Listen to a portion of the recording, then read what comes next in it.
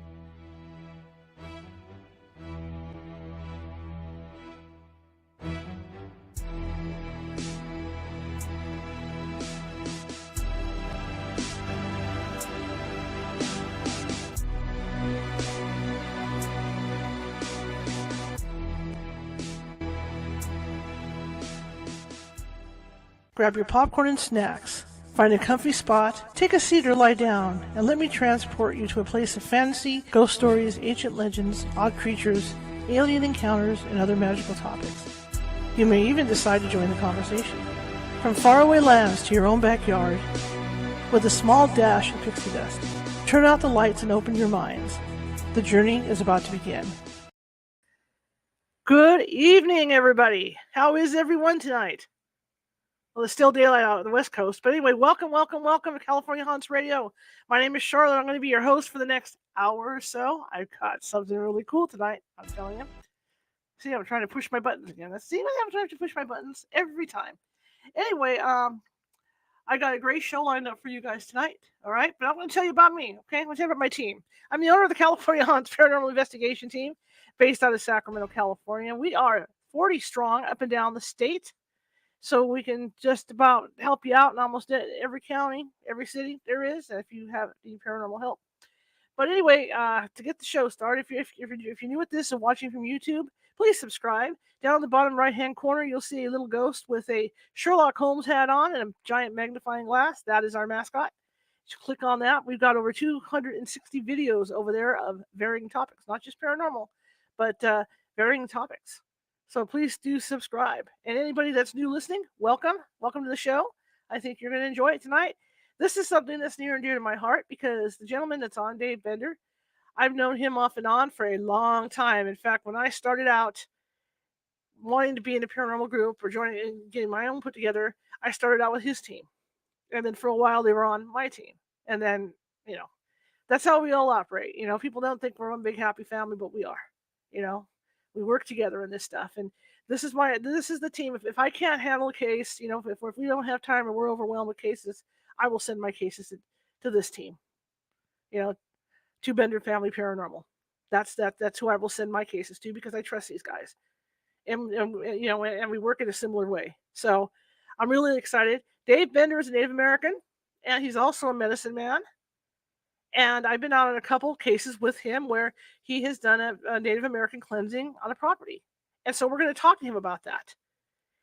And I lived up in Native American country for a while.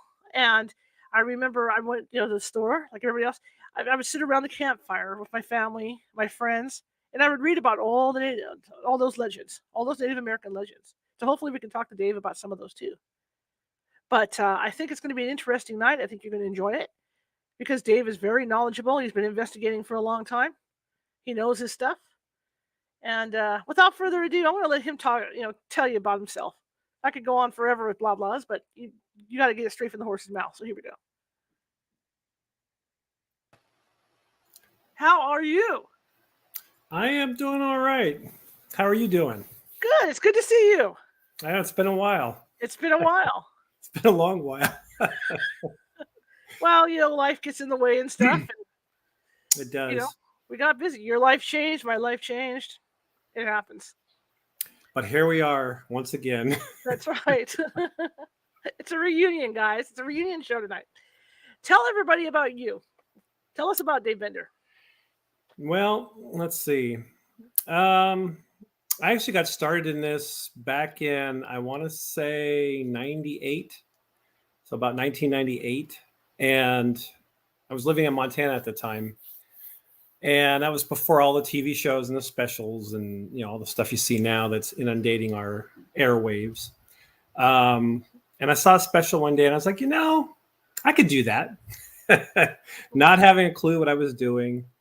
So, and there was no other groups at the time. I mean, this was even like pre-internet kind of, internet was there, but none of this stuff was on at the time. Mm-hmm. So I just basically grabbed some equipment that I found, a flashlight, a compass, outdoor thermometer, a camcorder, and just started investigating places, not really knowing what I was doing, but people would let me in and I would walk around and go, wow, this place is pretty haunted. And a friend of mine that I played basketball with, he worked for the newspaper. And he wanted to come along, and he actually did an article. I still have it from all those years ago where he came in while I was investigating. But flash forward to 2001, I was moving out to California. And I kind of got excited because there were groups out here that were actually up and running and they were doing things. So I wanted to join a group and kind of belong and investigate, because for the longest time it was just me. Mhm. So I found there were some groups. And I was like, all right, I was excited. I joined up with one group, and I was basically, it was a bunch of us just kind of sitting around talking about what we were going to do, and we never really did anything. Mhm. So after a number of months of that, I was like, all right, I can't do this anymore. So just formed my own group, and still didn't know what I was doing, but at least we had people, we started to get people that were interested and wanted to do this, so we started investigating, and over time, developed some, I think, interesting protocols as far as how at least how we do this. Mhm. And it kind of morphed into a group that the people now, they take ownership of it. It's nice to see the excitement from new people Mhm. that join. I think that's where I really get that. It makes me feel like, okay, this is new again. Because one time I had that, as you did, that fresh, new, excited feeling where, you're going to investigate everything and find out what's going on out there. Right. Right. You know what I thought was interesting in the beginning, even with our team, was the equipment, because you see people use it, but you're not quite sure how to use it. I remember being out at a cemetery, testing it out, because you go out, test stuff out. And I remember, no, I think, in fact, I think it was from Placerville, we were doing, I think, with the newspaper. And the EMF meter kept going really high, the thermometer kept going really high. And then it dawned on me, and I said, you're only like about 3 feet away from each other. Can you, move away? And then everybody's disappointed because they're like, "Oh, damn!" It's yeah, growing pains. and I've never been a fan of the equipment, but I mean, recently I've you just kind of have to at some point. So, we've gotten more equipment. We've got the Connect and the REM pod, and they're actually a lot of fun to use. Mm-hmm. And we've actually gotten some interesting, uh, things happen with them. Mm-hmm.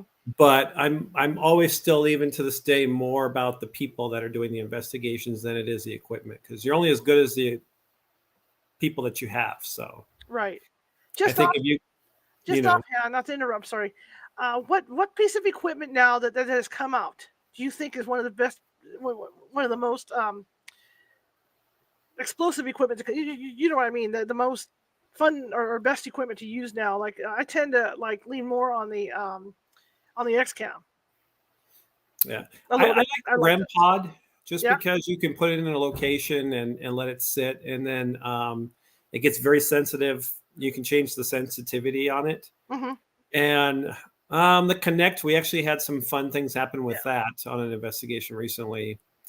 Um, it's I used to use the DVR system, and it just got to be so cumbersome.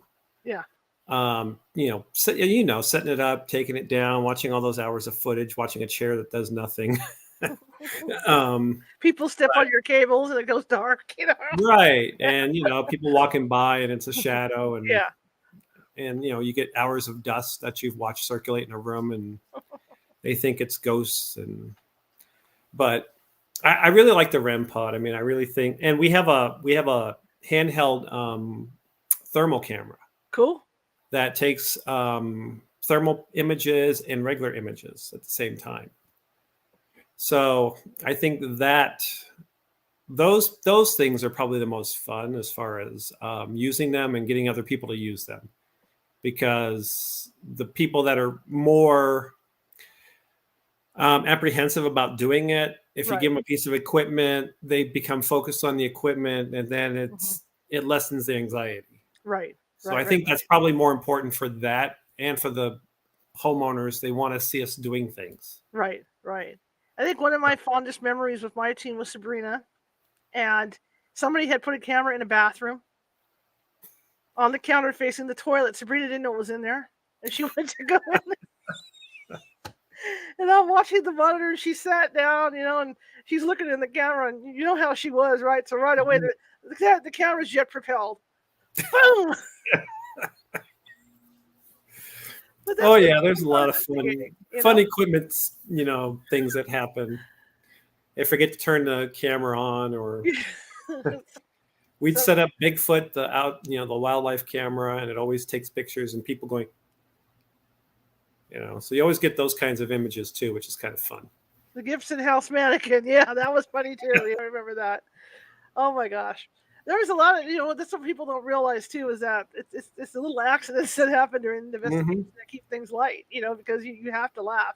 Because especially if you're doing residentials, because it can get so stressful sometimes. Right. Those little things mean a lot. And you were good. You were good at that stuff. I mean, you'd be jumping out of closets at people. Not so much on the residentials, but like we do with an opera house. We'd be out somewhere, one of the commercial jobs, Yeah. and you'd be jumping out of people. I learned that from you, and my team hates my guts for it. Well, and it's true for the family. I mean, there's so much tension. They're so amped up that you have to lighten the mood for them to relax a bit. Mm-hmm. And I've done that many times because it will relax them. And then once they're relaxed, once they trust you, you can pretty much do whatever you need to do at that point. It's all about trust and building that rapport with the family or the business owner, or whoever it is. Right. You have to start there with that piece of it, and if you have that, everything else falls into place.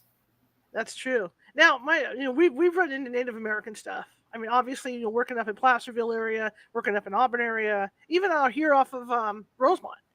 Yeah. What do you do? What do you guys do when you know it's a Native American? I'm not going to say haunting, but a Native American thing going on. What types of steps do you guys take?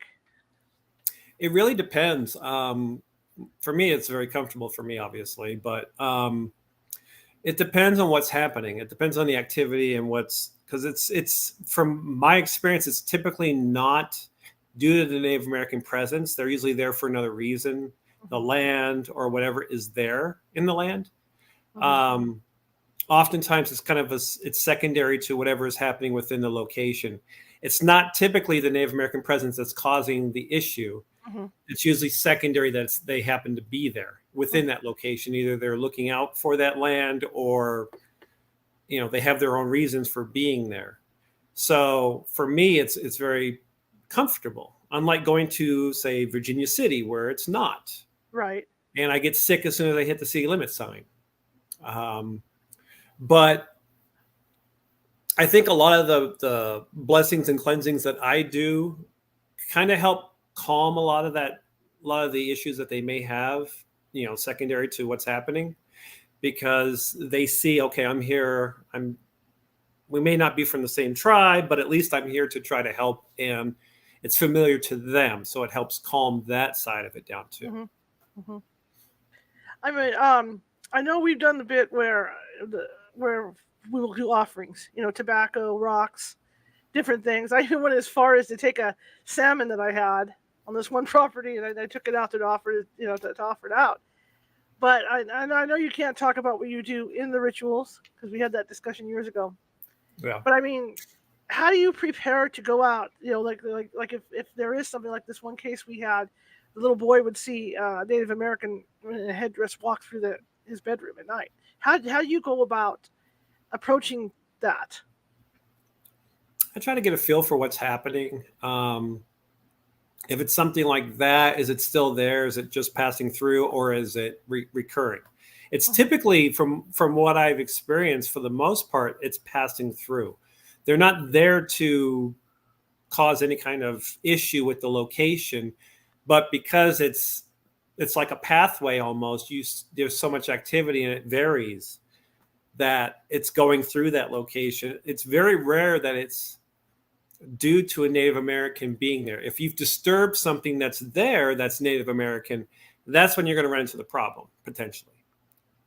If you're on a site that's a burial ground, or you've disturbed something that's sacred, intentionally or unintentionally, that can cause issues as well.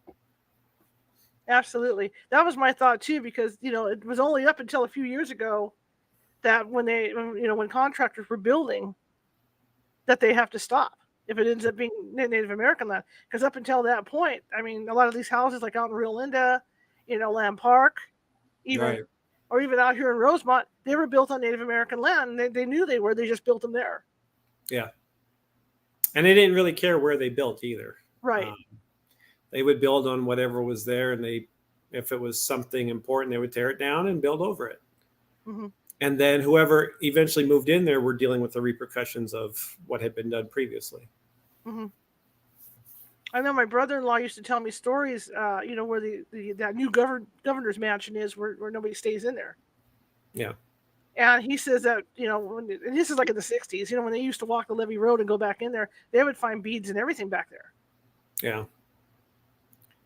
And I mean, for the most part, our people, we're not very pushy. We're not very, we try to get along, but until you disrupt something that's, important to us, and then, then it's a problem.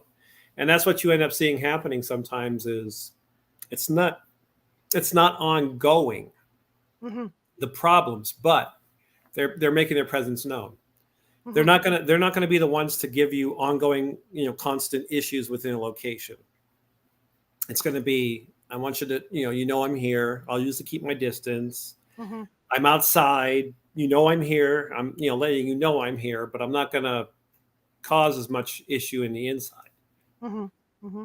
It's always been either I'm passing through or I'm doing my own thing or my presence is outside. It's oftentimes more with the elementals where you see a lot of the issues come up, especially like up in Placerville, Gold Country, all up in there. Now, you guys just did an investigation. I laughed. You guys just did an investigation over the weekend. And Ann was talking about the mud. I know where you guys were.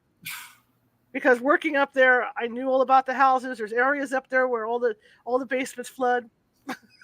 Yeah. And when she said that, I was like, oh my God, they're up in that area somewhere. 3 senses on a team, and none of them could tell me that there was mud down in the cellar. Can't tell me that, and they sense of direction's bad. So. Oh yeah, they have fun. I hate to say it, Ann. Love you, Nancy. Love all you guys. I don't know what it is with sensitives. They cannot drive and find their way around to save anything. No. It doesn't matter, So, what type of equipment do you use, like when you go to do a cleansing on a house? Well, I have a medicine bag, and I have a variety of things in there. There's some flat cedar. There's a mushroom that comes from Canada that I, to this day, have no idea where it came from. My uncle got it. And I've yet to be able to get him to tell me where to get more from because it's like when I make medicine bags, it's very important for that. It's very strong. But of course, hasn't been much help. I do use some sage. There's some tobacco. There's a lot of different things I've been given that I do use, but my primary blessing choice is sweetgrass. Okay. And there is California sweetgrass, but I prefer the sweetgrass from the Bitterroot Valley in Montana. It smells different. It is different. To me, that's, the stuff to use.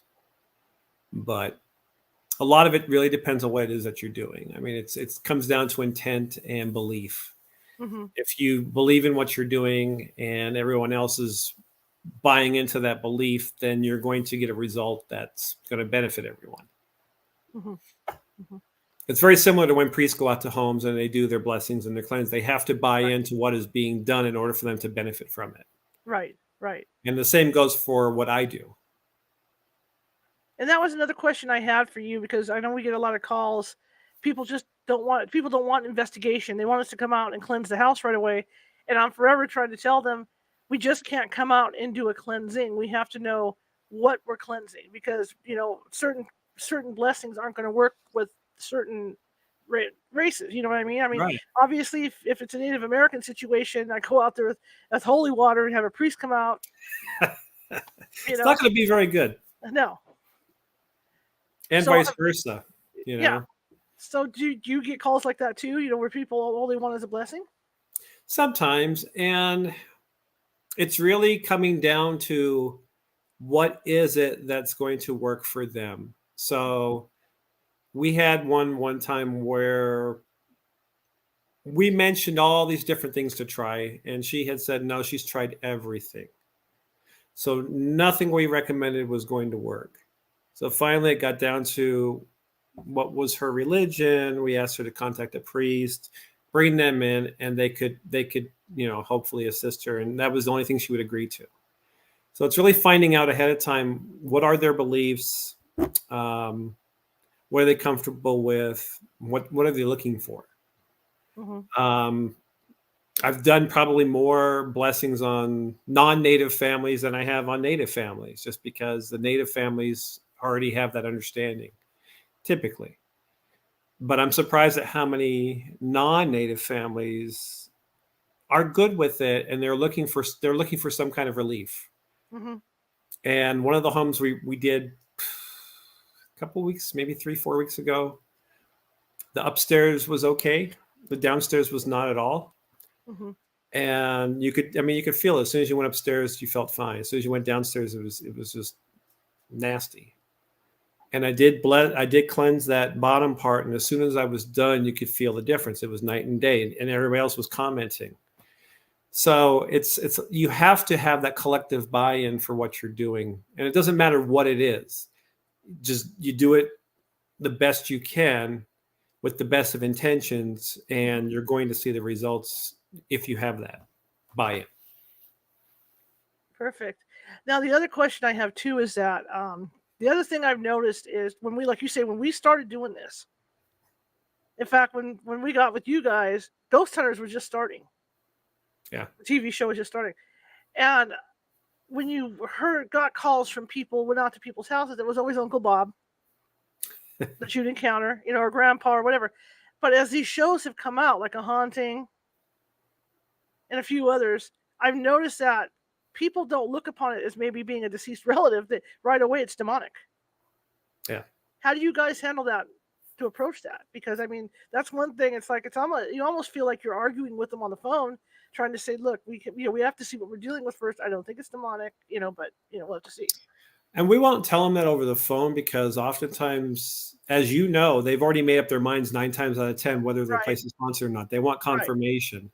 So we will do the prelim, go out and see for ourselves, because we don't want to give them any kind of preconceived notions over the phone, because oftentimes they've already thought that, yeah, that's exactly what it is. So if you confirm it, it freaks them out more, and they kind of, they panic, and sometimes they move. So we always try to do the prelim just on the premise that we want to see what's happening. I want to know what we're walking into. And it gives us a chance to kind of sit down with them to show them that, yes, we are normal people for the most part. Yeah. And that, again, that's where that trust starts to build. Yeah. They want you to hear them. They want you to listen to their story. And if it's something we feel that is potentially demonic, it's not something we will handle ourselves.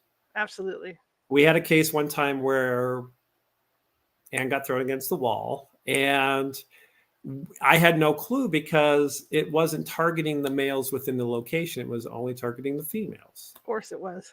And, so it's a lesson learned on all fronts, but, and sometimes people are just crazy, for a lack of a better, term.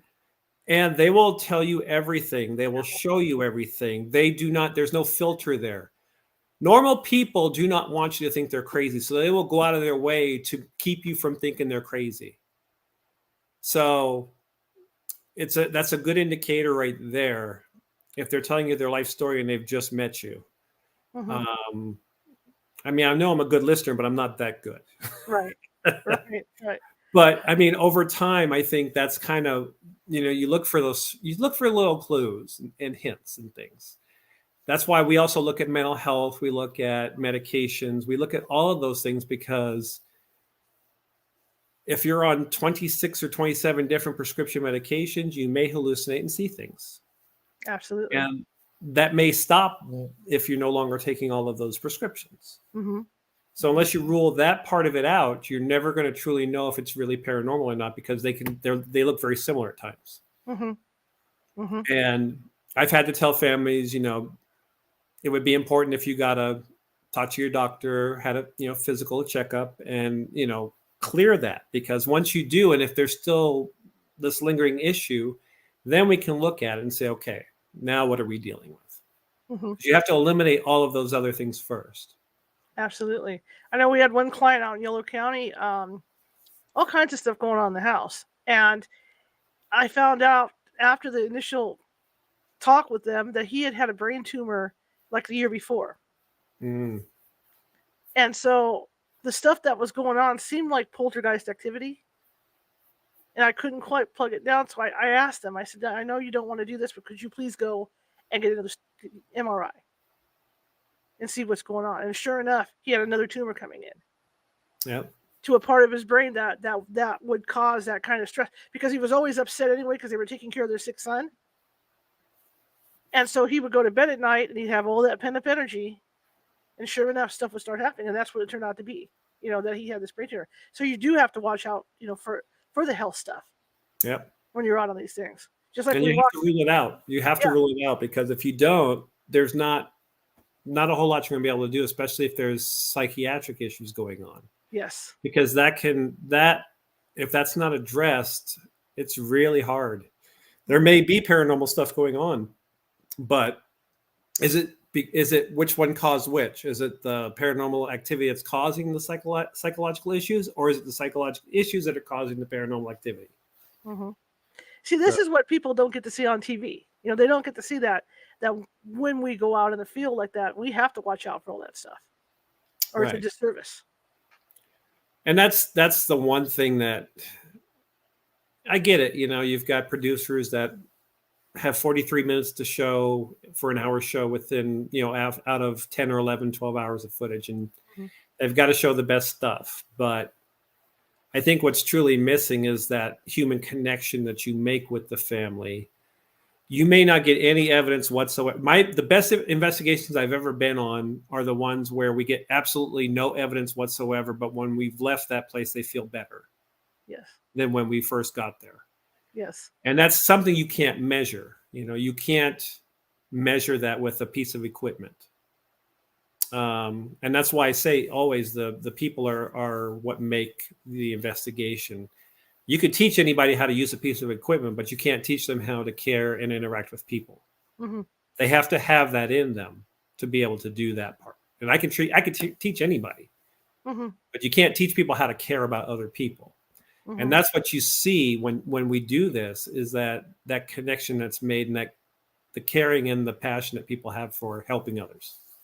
See, now we talked about this before when you guys were with me on my team, because I was overboard doing that, where I was allowing the clients to call constantly if something bugged them, and this was going on 24 hours a day. And you guys are the ones that said, "Look, you've got to cut it off somewhere." And eventually, I did. I took your advice. To where I don't walk away, but I can honestly say, okay, we've been out twice already. Let's get down to what's actually going on. You guys are calling it back in or whatever, to try and figure out the issue, because I'm not going to be available 24 hours anymore, because unfortunately they want to talk to somebody because they're scared. But it can get overwhelming for the investigator as well.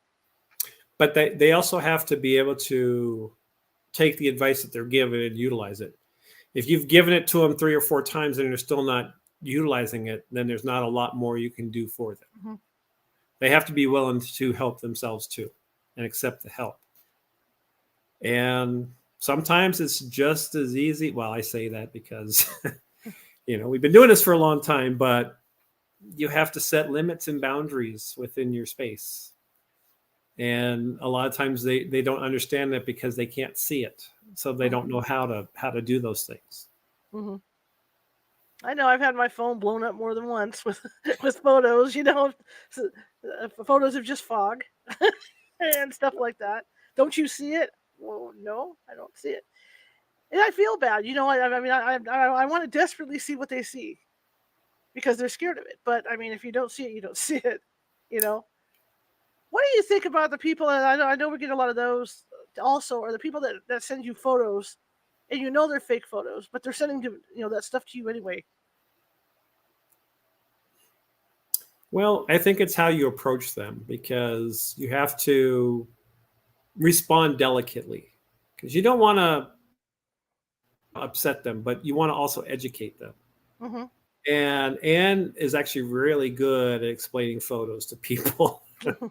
um, she will analyze a photo and tell them exactly, but she has a way of saying it to where it doesn't come off as condescending or dismissive, Mm-hmm. if you will. I'm not one of those people. If I'm not either. you have a picture missed, I'm gonna say that's a picture missed, and whatever. But that's where everybody has their different strengths and talents. Um, Mine is talking with families, because I do that so much for a living. Um, it's more of the social work, kind of get them to buy in, and Anne, as you know, has her talents, and I think everybody on the team kind of brings their own uniqueness to that, whatever task they're doing, whether it be debunking, photography, sensitive work, so they all have to have their own abilities and strengths, and they all kind of mesh, as you know, Mm-hmm. for having a team for so long. Mm-hmm. You know which ones can mesh and which ones don't. And a lot of it is just knowing how to interact with people. Mm-hmm. Because like I said, once you have that buy-in, you can pretty much do or say what you need to get the point across. And a lot of it's the delivery. Yes, yes. Now, a question I have going back to the Native American thing is: have you run into any cases where it was? I had this one up in Rockland where she actually saw a Native American dressed in a deer skin, and he had the fur hat on with the antlers coming out. Have you ever run into something where it's like another medicine man coming back to take a look at the land or anything like that? I haven't, but Okay. again, you remember I got my uncle with me all the time, Yeah. so Yeah. it's Uncle Dan is always with me, so it's like I can't get rid of him. It's family, so. But I mean, he helps out. He helps out a lot on the investigations, as you know. But and that might be why it is as easy as it is, because I think he helps you know deal with a lot of those issues ahead of time, Hmm. and makes it a lot easier for us. It Right. makes it more comfortable, especially if it's new. If we're dealing with a native situation, it's a lot more comfortable. So I think he's able to, on that side, kind of bridge that gap. Sure. Sure. Now, have you been out to the the levees at night at all? Which levies? Whichever river levees there are, because I know, Hawaii, they have the legends of the walkers. You know, The the native Hawaiians that come out. They're in the trees and in the woods, and Oh, okay. yeah. But I found out when I was doing a TV thing with Channel 10 over at Old Sacramento, some curanderos came by, and I found out that we have a similar thing going on the levees. And I was wondering if you had heard about that. I hadn't. Yeah, I'm not sure what's happening up there. Yeah. Um, we talk a lot about the little people, Okay.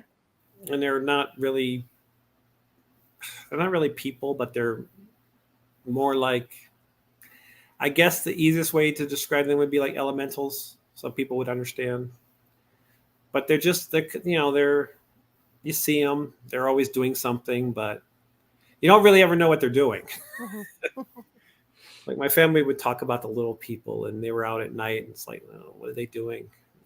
They're just kind of there. But some talk about the skinwalkers, and Hmm. I find that fascinating. And again, every tribe is different. Even though we're all technically native, we all have such different beliefs, and as far And says as it, not me. When of you're course talking you did. about the little people, of course you did. Well, I always say whenever I get mad at Ann, I said, shouldn't you be in a tree somewhere making cookies? That's pretty funny. Uh, you got to have fun. But Yeah, you gotta have fun. You gotta have, yeah, what has been one of your most difficult cases?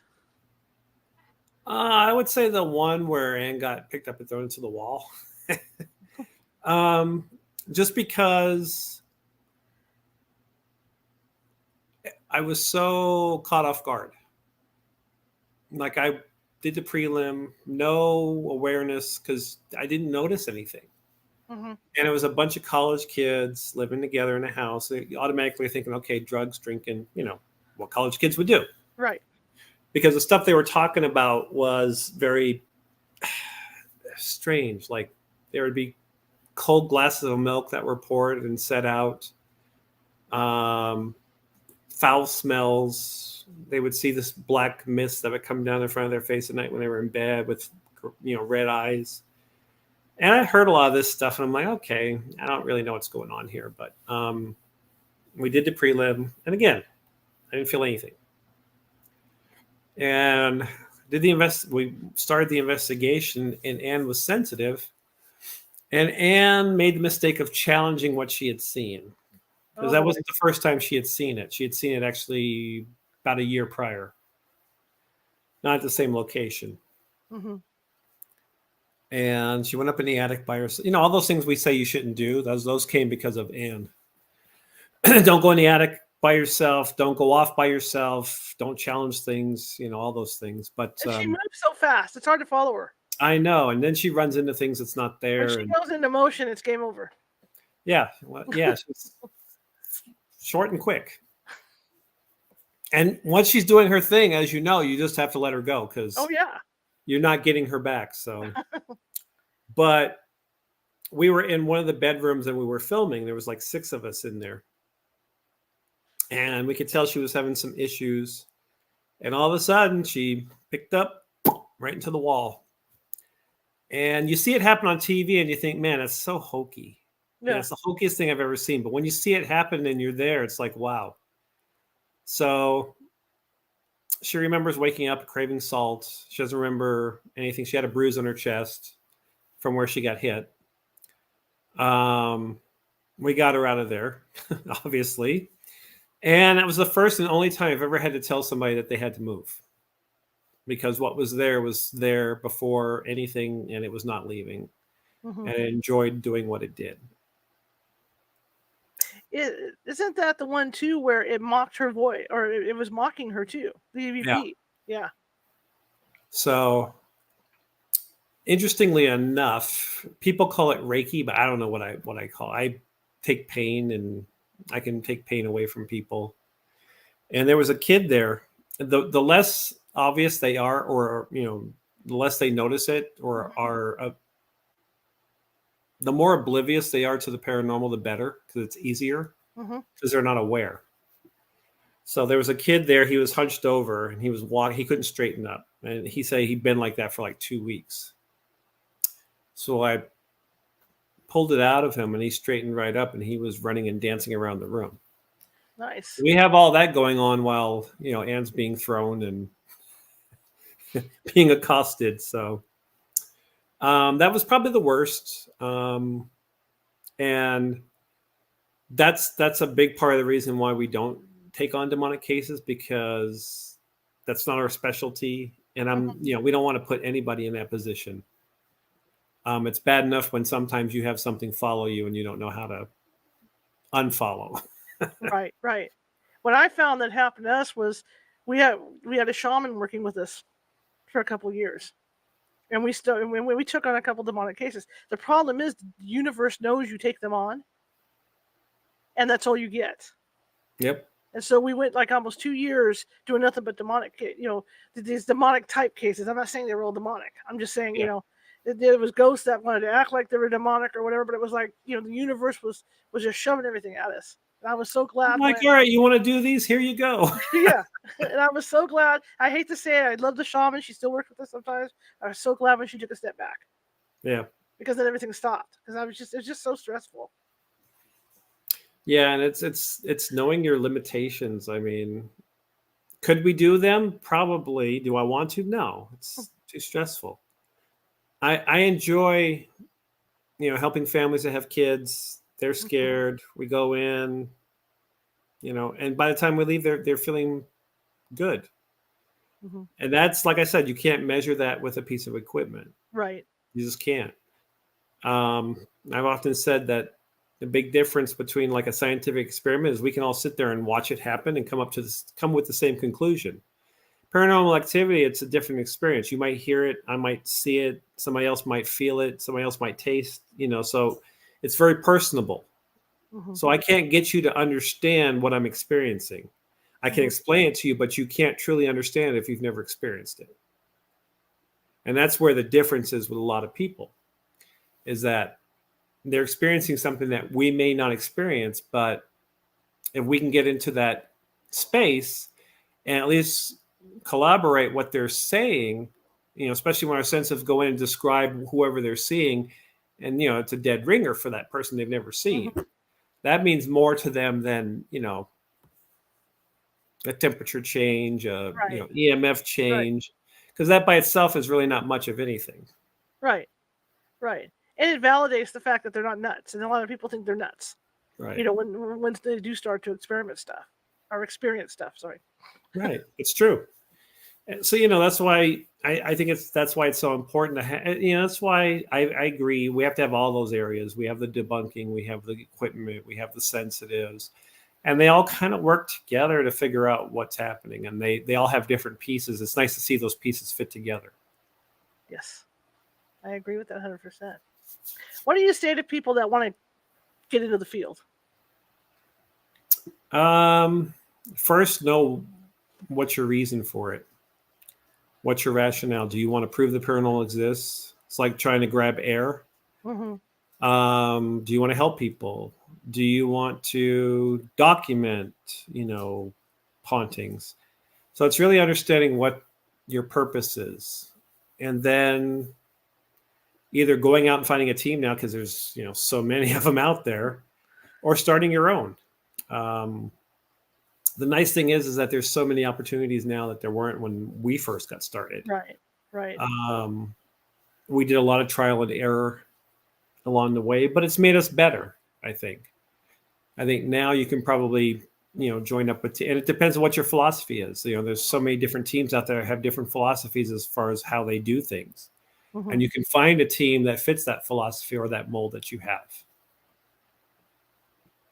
It's interesting because 99.9% of the groups out there, when they first start, they're trying to prove that the paranormal exists. Right. And some of them get stuck within that cycle of trying to prove things to other people that they're never going to prove. Because no matter what evidence you get, there's always going to be somebody out there that says it's fake, it's fixed, it's not real. No matter what. And that's kind of what changed our philosophy. Mm-hmm. Was when Ann got that Woodland Opera House apparition photo. People said it was photoshopped, it was faked. And it was at that point that we changed our philosophy from trying to prove this to people to just doing it and giving them what we find and say, here you go. You've already made up your mind anyway, but here's what you're looking for. Mm-hmm. And it took all the pressure off of us. It takes all of that away. So, now when we investigate, we don't have anything to prove to anybody. Right. And I think that's what makes us better is that you take that out, you get rid of that, and it takes all that pressure is gone. So you can just investigate and do what you need to do. Mm-hmm. I remember that night. I remember Ann and I were on the phone at like 11 o'clock at night. Yep. Going back and forth with this thing, and I could hear you in the background even happy. And for Mr. Debunker, that was something. Well, it was fun because I was actually there. And, that was what was amazing about it. And then we went back and we tried to recreate it. We were walking up and down that aisle really fast. And, it was good to see. And then, like I said, people kept starting to say, oh, yeah, it's photoshopped, it's faked. It's, because they weren't there. Mm-hmm. So, like I said, the light bulb went on. It was like, oh, why are we spending all this effort and energy trying to prove something to people that they're either going to believe or not believe? Right. So now we just go out, get the evidence, and say, here it is. What do you think? And it makes it so much easier for us anyway. I'm not sure. I agree 100% with that. I really do. Because I know there's a lot of. In fact, I have a good friend that's one of the hardcore debunkers. That's what he thrives on. Hey, it's great for him. It's great. Yep.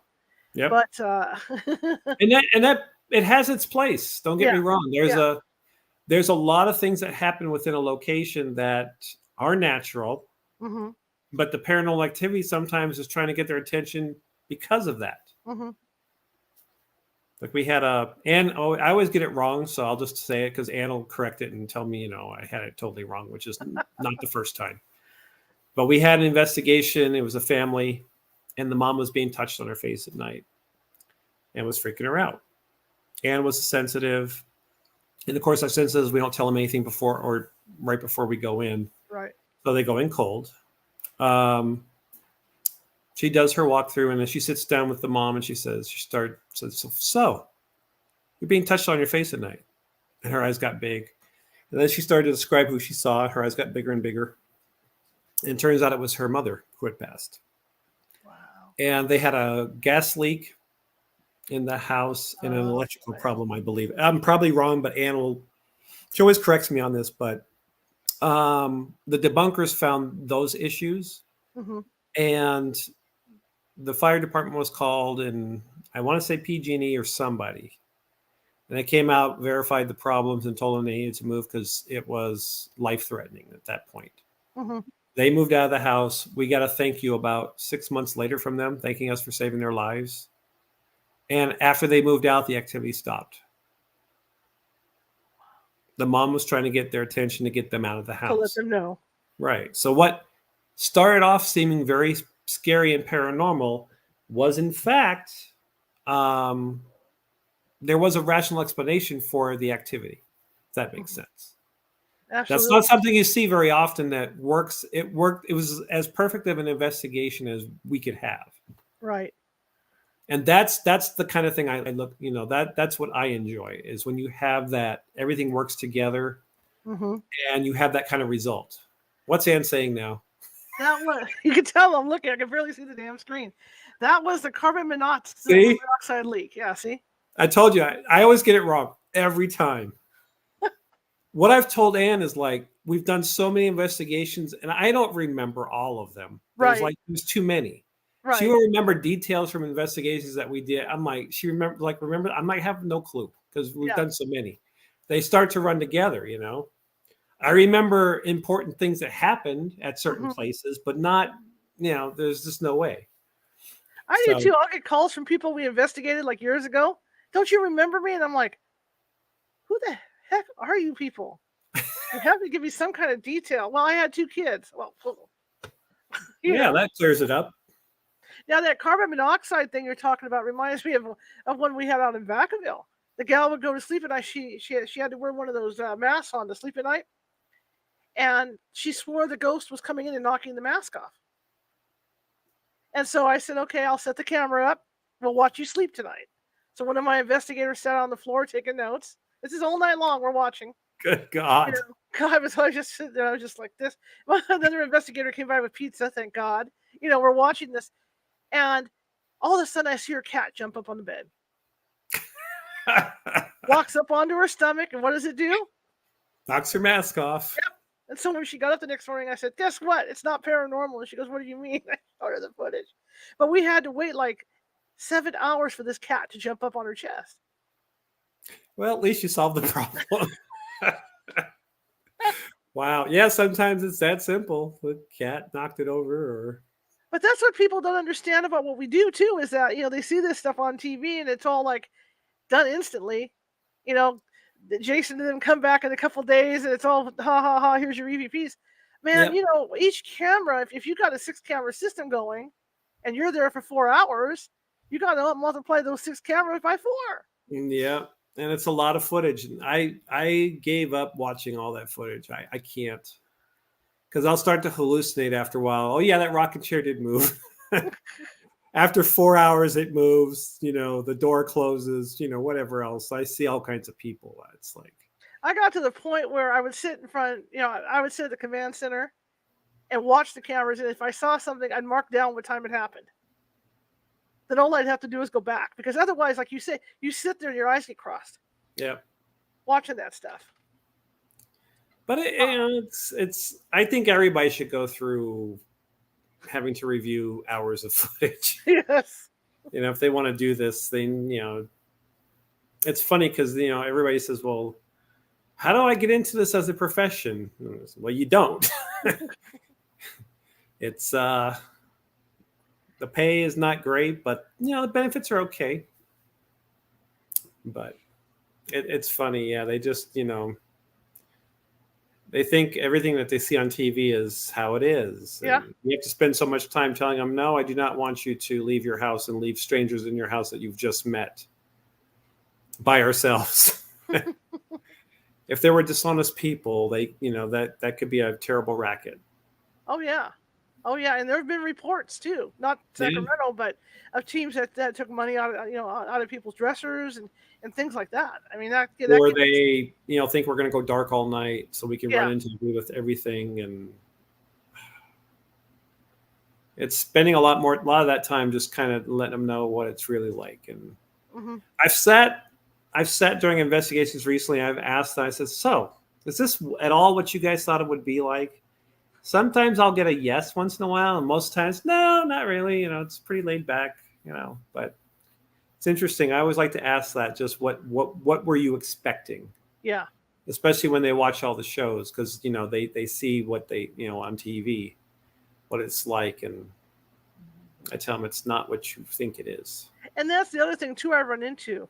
People expect you to have all the blinky blinky stuff, just Yeah, like on TV. And when you walk in and you don't have that, they're disappointed. yeah. So that's another reason why I kind of got a few things, because one, it would keep some of the people busy, and if they're talking about the equipment with the homeowner, they become more engrossed in that, less worried about what's happening, and if they can see it, then they tend to feel a little bit better about it. I think Right. it's demystifies this whole process, Right. for them. And I But remember going up to Placerville doing I think it was the one of the restaurants up there. And the person decided to invite like 10 people to watch. And so I looked at the team and I said, "Okay, we can deal with this. We're just going to do a TV show. Go in, go do your thing. Go in with a psychic, go do your thing, and then come out and report. Okay, report to these people." That's what we did. That's how we pulled it off. Because we had so many, so many people. What are you going to do? You can't say, "Well, get out." By then it's too late. You got all those people there. That's what we did. yeah, I mean, if it's a business, I'm not as strict about that stuff. You know what I mean? Because Yeah, it's not threatening really to the business owner per se. yeah, If it's a homeowner and they've invited, every family member they can think of, it's another thing, because if we can't even walk around the location, it doesn't do much good. hmm So we'll tell them ahead of time, try to make sure there's no parties, don't light any candles, don't invite everybody over that we try to at least control it as much as we can, because you can only do so much. right. But it is a big hit with people because they watch the program, so they want to see you in action. Yeah. And that's the bottom line. Because let's watch the ghost hunters. Let's watch the ghost hunters. And I think after a while, though, after they watch us, they're like, "Oh, these guys are kind of normal. They're just they're just sitting there with their equipment. Okay, this is not so TV-ish." I always tell them, if some cool stuff might happen, but it's going to be boring. It's Well, not I what say you we're think. coming into a very small period of time within your life. Don't expect necessarily that you're going to experience things that you experience when nobody's there. Right. So it's different. Every place is different. But again, I think a lot of the people that are there now that can draw out Right. things, like Anne's really good at that. Right. Right. Sometimes to her detriment, but it's okay. It's learning. I remember when she was going to do the Brookdale Lodge. And I found out how many ghosts were there. Remember, I called you and I said, "We got a problem." I said, "She is going to be going off like a light bulb the whole time we're there because there's so many ghosts in there." Eyes wide too. You can tell when she's gone. Yeah, I love you. Honest, I do. But you're hilarious to watch sometimes. Like, I loved Brookdale just because of I did too. the location was so amazing. That was just fantastic. Yeah. There's nothing like that brook room, Yeah. And when I walked in with the abilities that I have, when I first walked through the door, it was like that scene in The Shining when he walks into the ballroom, and they're all there with their glasses up. Mm. That's what I saw when I walked through the door. All those all those gangsters were there lifting up their cool ones. Like, That hello. was a really cool place. Yeah. I thought, didn't they tear it down? I thought they did. I thought they did too. What did she say? Oh, she wants to go back. Well, if you go back, I'm going too. If we go back, you got to come back. We're going. I don't know if it's still there or not. Yeah, we'll have to check that out and find Ann out. will know though, so Ann knows. I'd love to go back there. God, that place was awesome. That reminds me when we went to Estes Park and we went to the Stanley Hotel. Oh yeah. That place is crazy. Where Stephen King wrote The Shining there. Yeah. And they filmed the TV version of The Shining at that hotel. But beautiful location, but not a place I'd want to stay for too long. The elevator is like old and really small. I had to go in sideways with one bag, and it was shaking. I'm like, I'm not sure if I'm going to make it out of this thing. That's scary stuff. Yeah, but it was a beautiful hotel, though. We were there during the Shining Ball. She's still talking? I'm just thinking because she said I want to go back to Brookdale, and then she said Brookdale again. So, okay. That's Ann. I'm missing a contact in my right eye. Someone's stuff comes through. I gotta look at it with the left. I have to focus in. You only have one contact in? I have one contact in, yeah. Is that by design or? I'm waiting on the order for the right eyes. Well, fortunately, I have the same power in both eyes, so if I wear my glasses, I can't see. So I can't see the computer. So I have to have at least one in so I can see what's going on. So I have to focus in. And I have a touch screen too, so my touch screen stuff's like this big when I get done with it. You're gonna have to have people eventually when you're investigating, cart you around and point stuff out to you. That's what they'll be doing with me. They'll move me and shove me into a corner. Yeah. And I'll just sit there and talk to myself for the whole night. How was my mother towards the end? We would have to get up and go upstairs or something. And the cameras were all there. And I'd say, Mom, are you going to be okay if I leave you here? Oh, that's all right. I watch this all the time. So she was trained. Or if they brought the equipment back and she'd go, is that yours? No, we'll put it in the box. God bless her. So God bless her. I had her trained to take care of the equipment. She was my sergeant at arms. Yeah. Stuff like that. I miss you guys. I really do. I think about you guys a lot. We'll have to get together again. Yes. Now that we're at an endemic, I think. Yes. Depending on who you talk to. Yeah. Well, Anne helped us on a case last year. Yeah. Yeah. And it was very, very helpful. Very helpful. Client was real happy about it. And you guys are good at what you do. That's why, like I said, if I have a case that we can't handle, I will send it over to you guys. Or a case we'll have to do it again because it's interesting. It's funny how you grow over time. You get better at what you do. Yeah. So I think that makes it so much better too. Yeah. Yeah. When I was with you guys, I was just a baby learning all this stuff, and figuring it all out. In fact, it was funny when I started California Haunts. I had no clue. I mean, all I did was I was behind the camera watching you guys. So when it came to physically handle the equipment, I had no clue. Yeah. I was running around my house with EMF meters trying to figure out what was going to set them off. That's what I was doing. Remember, the Tri-Field Natural doesn't get set off by the equipment and power appliances. So that's awesome. And I had to break down and buy a digital one. Of course. It's Anne's fault. Of course. Well, we still had old-timey equipment up until a few months ago. And then with my friend passing who was on the team, she gave us older equipment. Really? Wow. So I ended up with 4K cameras. I ended up with all this stuff. So I'm running around the house now just like it did way back when. Yeah. Pointing at everything and trying to figure out what the hell it all does. Just like I remember my first radiation detector. I had the old style one, the yellow box. Yeah. The Geiger counter. Yeah. But I got a new one now. But yeah, I used to put those things on, go walking through. Well, I mean, that's half the fun is just doing that around your house and trying out things and tripping over things and just seeing how things work. Now I'm at a point where I just go, here, figure it out. Well, And you if they know me. come back next time and I tell them to figure it out again, I'm like, all right, they'll stay. Well, you know me. I don't like instructions. I know. I just say, Yes. here, figure it out. Just whatever. So I just start pointing in any direction I go. I used to irritate my dad. I go to build furniture and stuff. He's like, well, aren't you going to look at the instructions? No, the pictures are good. I'm good. I can do this. Pictures are good. Used to drive him insane. I will sometimes read the direction if I'm not sure, but pictures today are pretty good. So, but I've had a couple people work with the Connect and they do better with it than I do. So I'm Yeah. like, all right, even if it's accidental, fine, just go ahead and use it. Yeah. We still are trying to figure out how to record on it, but I am too. In fact, I had one of the older ones that was easy to record with. This new one that I still don't know. Have no clue. I have somebody stand behind me with a cell phone. Just go on YouTube. I think there's some videos on there.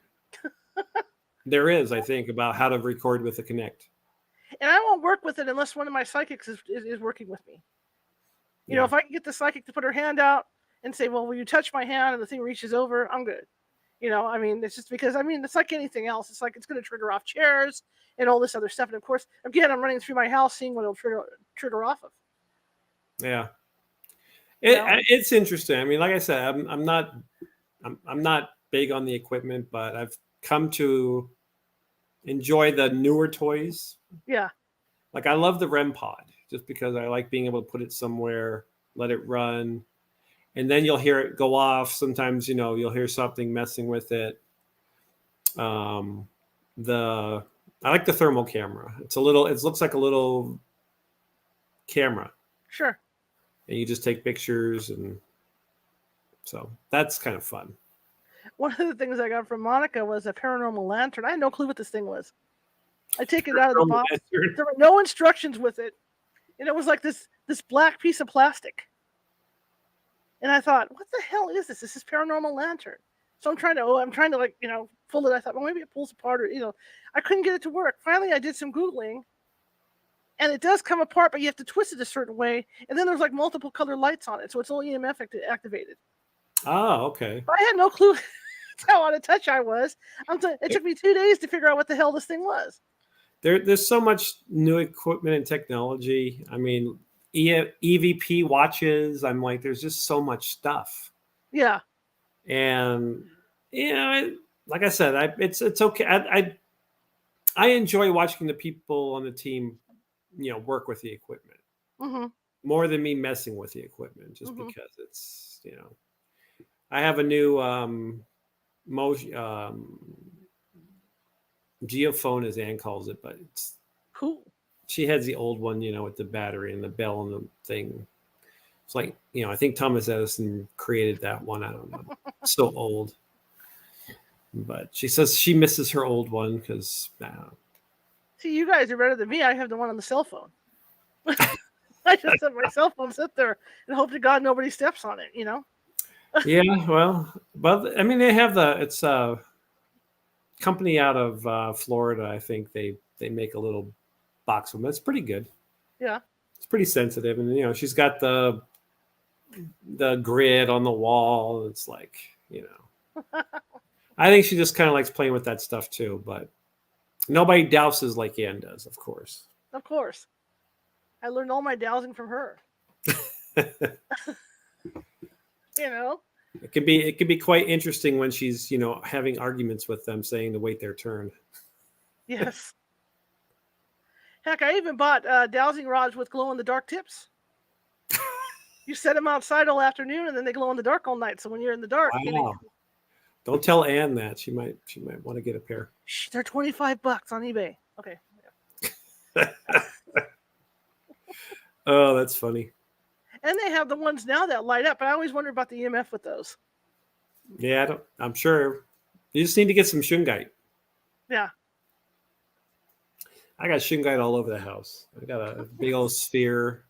I got a pyramid. I got all kinds of stuff. That is cool. Dave, this hour blew by. I know it did. It was fun.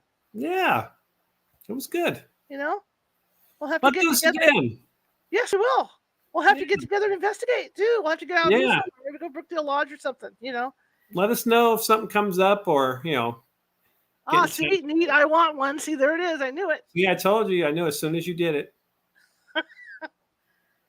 No point fighting those dowsing rods, in the dark, Ann. Trust me, they work really good, and they'll stay lit for like 4 hours. It's all good.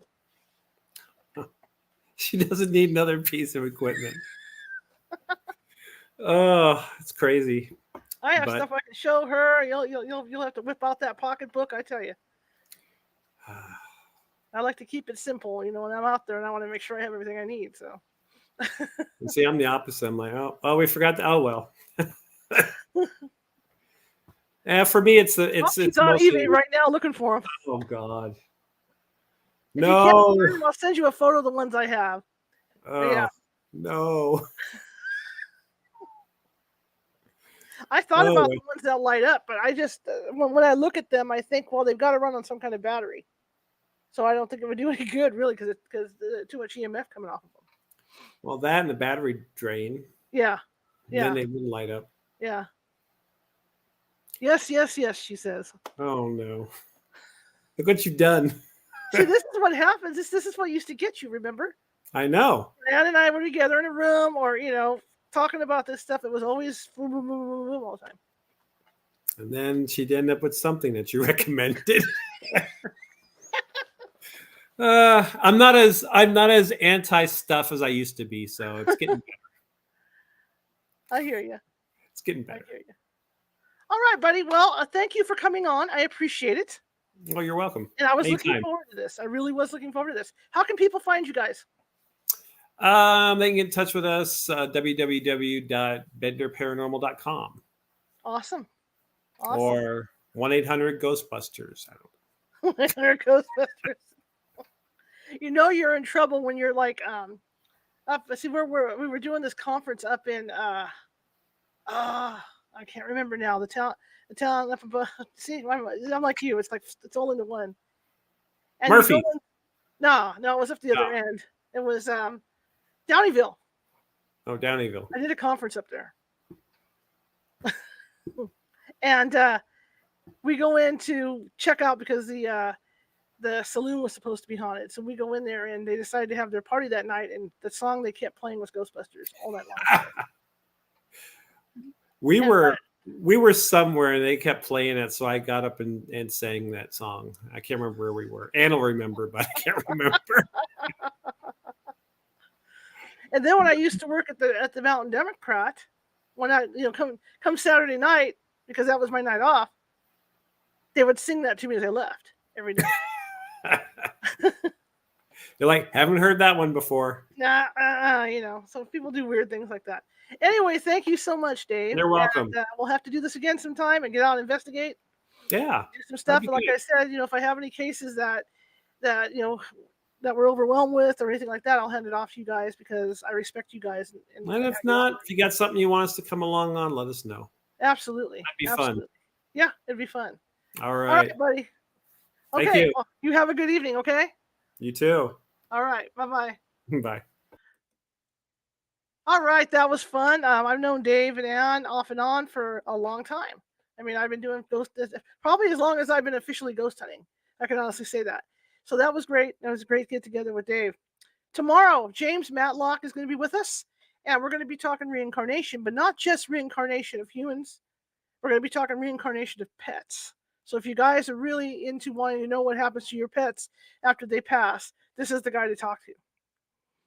Okay? So I want to thank you guys all for coming tonight and listening to Dave and I banter back and forth. And again, if you're watching from YouTube, please subscribe or share it with 5 people you know if you liked it. And if you hated the show, share it with 5 of your enemies. We're equal opportunity here at California Haunts Radio. That would be great as well. And if you want to check us out at CaliforniaHauntsRadio.com or CaliforniaHauntsRadio.org or California Haunts Radio. My God, too many California Haunts. Or CaliforniaHaunts.org. That website is now being switched out, so you might find stuff missing, but there's still a lot of useful information on there about what we do. And as you can see, there's a little ticker at the bottom of the page, and that's because we do not charge for our services when we go out to investigate. We simply go out to inform and educate and to help people. That's why we do it. So if you could help me out, because everything you see here comes out of my pocket, whether it's a computer, headphones, whatever, even my paranormal equipment, I have to pay. I pay for that out of pocket. That would be great. That would be at paypal.me/California Haunts, or if you're uncomfortable with PayPal, Venmo, and then just type in California Haunts. But I would really appreciate it. But once again, I want to thank Dave Bender for coming on. That was really fun, and I hope you learned a little bit about Native American cleansings and stuff, because it's not one cleansing fits all. When investigators come out, that's why we have to be so thorough in trying to figure out what it is what and who it is we're dealing with when we're out in the field. All right. Anyway, I will see you guys tomorrow. Let me get to my buttons here. Always about my buttons, isn't it? There we go. I will see everybody tomorrow, 6:30 p.m. Pacific. Bye.